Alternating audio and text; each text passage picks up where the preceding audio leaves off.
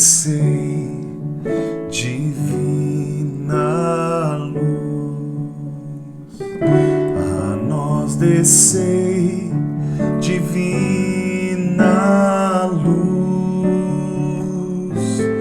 Em nossas almas acendei o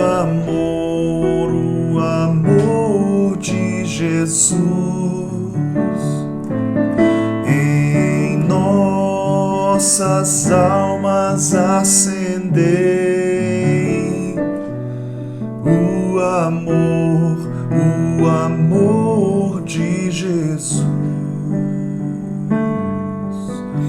Vinde, Espírito Santo, e enchei os corações dos vossos fiéis, e acendei neles o fogo do vosso amor.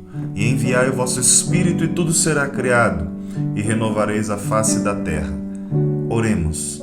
Ó Deus, que instruístes os corações dos vossos fiéis, com a luz do Espírito Santo, fazei que apreciemos retamente todas as coisas, segundo o mesmo Espírito, e gozemos sempre da sua consolação. Por Cristo Senhor nosso. Amém. Derrama, Senhor, sobre nós a vossa graça, para mergulharmos na Tua Palavra, no ensino da santa doutrina da Igreja, e assim crescermos juntos na fé, na esperança, na caridade. Derrama sobre nós, Senhor, o Teu Espírito Santo. É o que nós vos suplicamos nesse momento.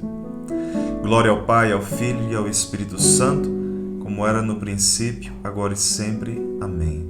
Nossa Senhora, sede da sabedoria, rogai por nós. Em nome do Pai, do Filho e do Espírito Santo. Amém. Bem-aventurados os que têm um coração de pobre, porque deles é o reino dos céus. Bem-aventurados os que choram, porque serão consolados.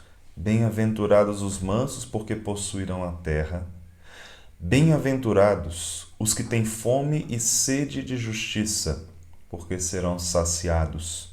Bem-aventurados os misericordiosos, porque alcançarão misericórdia. Palavra da salvação. Glória a vós, Senhor. Queridos irmãos, no Sermão da Montanha, Jesus nos mostra a verdade de sua pregação. Sejam todos muito bem-vindos a mais um dia, a mais uma formação da nossa série Virtudes Cardeais. Que alegria estarmos juntos, crescendo na Palavra de Deus, no Catecismo da Igreja, e nós queremos beber dessa fonte de água viva, que é a Palavra de Deus, que é a doutrina católica. E olha que coisa incrível! Quando Jesus inicia o seu discurso, ele inicia pelas bem-aventuranças. A bem-aventurança, ela pode ser, a grosso modo, traduzida por felicidade. Mas não uma felicidade porque eu senti alguma coisa aqui nesse mundo, mas a felicidade na plenitude de sentido dessa palavra. A felicidade que vivemos aqui na Terra é um espelho da felicidade eterna, da bem-aventurança.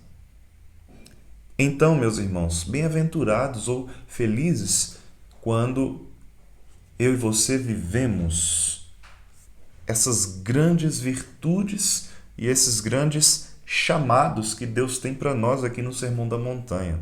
E ele diz no versículo 6, que eu quero destacar aqui: bem-aventurados os que têm fome e sede de justiça, porque serão saciados. Ter fome e sede é algo vital para todo ser humano, né? E olha que curioso isso. Ele fala, bem-aventurados os que têm um coração de pobre. Ele já aponta a virtude aqui diretamente. Bem-aventurados os que choram, já aponta a circunstância aqui. Bem-aventurados os mansos, aponta diretamente. Agora ele fala, bem-aventurados os que têm fome e sede de uma virtude. Ele não apontou diretamente, ele fez a alusão a algo vital na vida do humano. Fome e sede. Sem comer e beber, ninguém sobrevive. É vital. É como respirar. Então, todos nós temos desejo, está dentro de nós, de ver a justiça, de ver que ela acontece e funciona, E Jesus diz: bem-aventurados os que têm fome e sede, ou seja, os que se aplicam no desejo da justiça, porque serão saciados. E aí, na sequência, ele diz: bem-aventurados os misericordiosos, porque alcançarão misericórdia. O Papa João Paulo II diz que a justiça e a misericórdia, como duas grandes virtudes, elas se encontram, elas se tocam. É quase que a mesma coisa. Olhando para Deus e não para os homens, não é? Porque olhando para os homens, a nossa noção de justiça será sempre limitada. Dar ao outro o que lhe é devido. E às vezes, na minha cólera, na minha raiva, na minha imaturidade e na minha falsa vivência de virtudes, eu dou a outro o que eu acho que lhe é devido.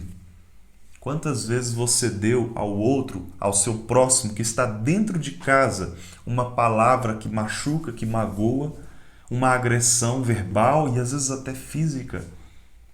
Então, será que eu dei ao outro o que ele merece? Quem merece ser morto pelas malditas palavras que saem da minha boca? Essa é a justiça, talvez, segundo uma visão carnal, humana, limitada. A virtude da justiça vai além, porque ela vem do alto. Assim, olhando o Sermão da Montanha, nós vemos que é o próprio Jesus que incita vivemos a justiça, mas amparada pela misericórdia. E assim nós vamos ao Catecismo, que nos ensina, no parágrafo 1807, algo muito belo e profundo sobre essa virtude, e que nós devemos observar e crescer sempre. Vou ler para você e explicar detalhadamente.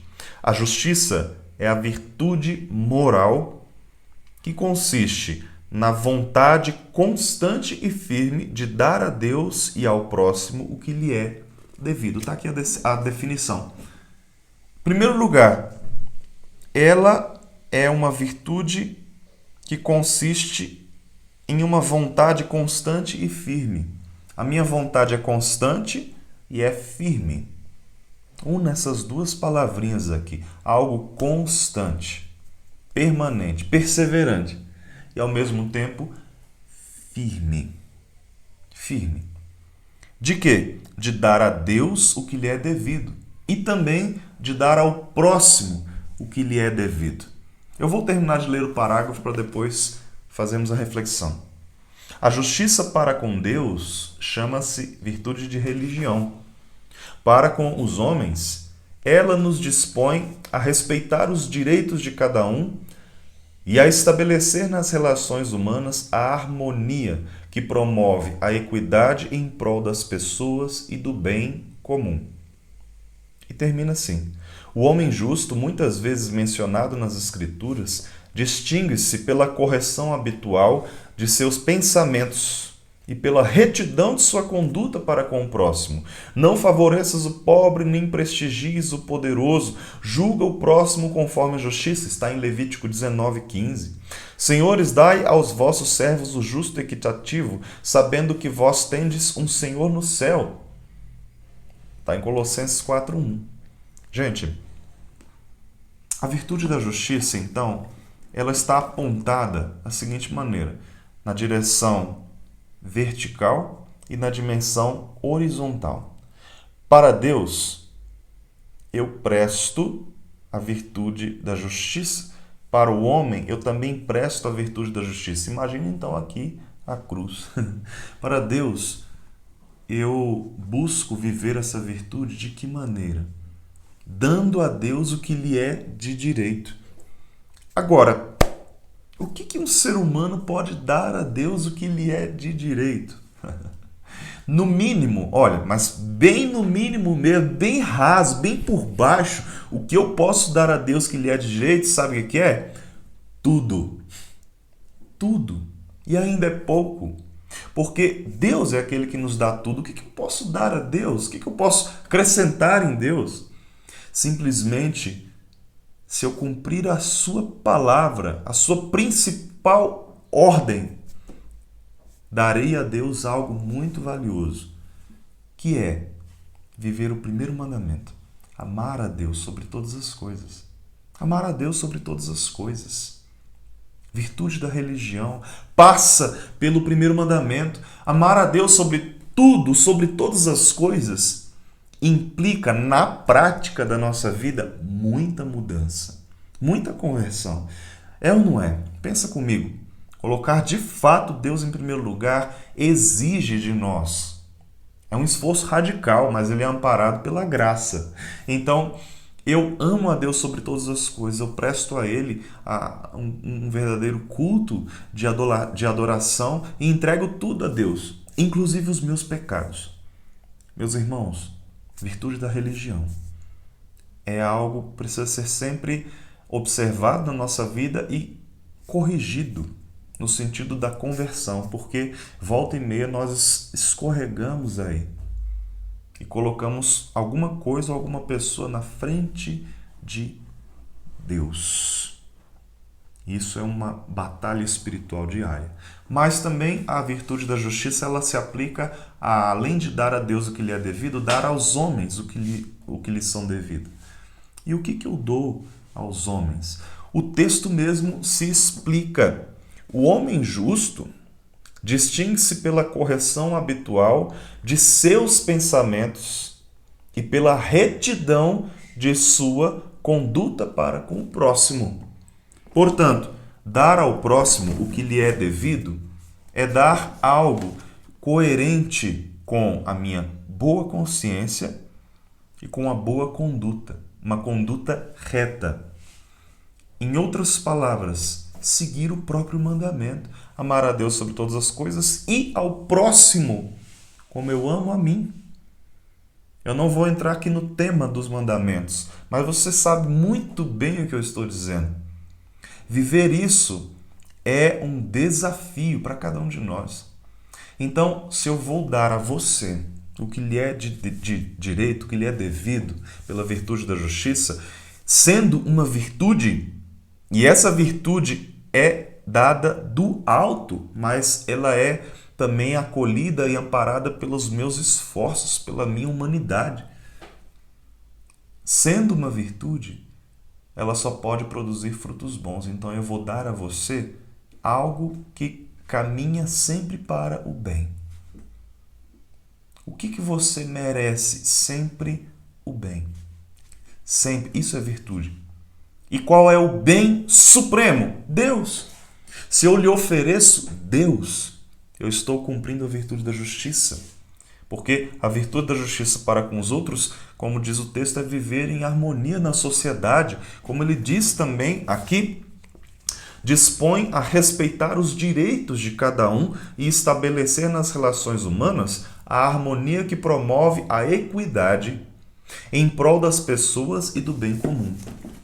Eu estou lutando pelo bem entre todos e eu estou lutando por cada um em particular, para que vivam no bem, para que caminhem no bem. Portanto, fazer justiça é fazer sempre o bem.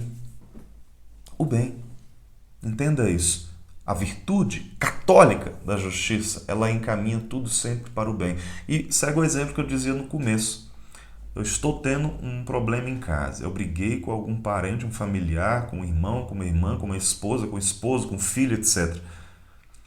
O que eu quero oferecer para essa pessoa no auge da minha irritabilidade, do meu estresse, etc.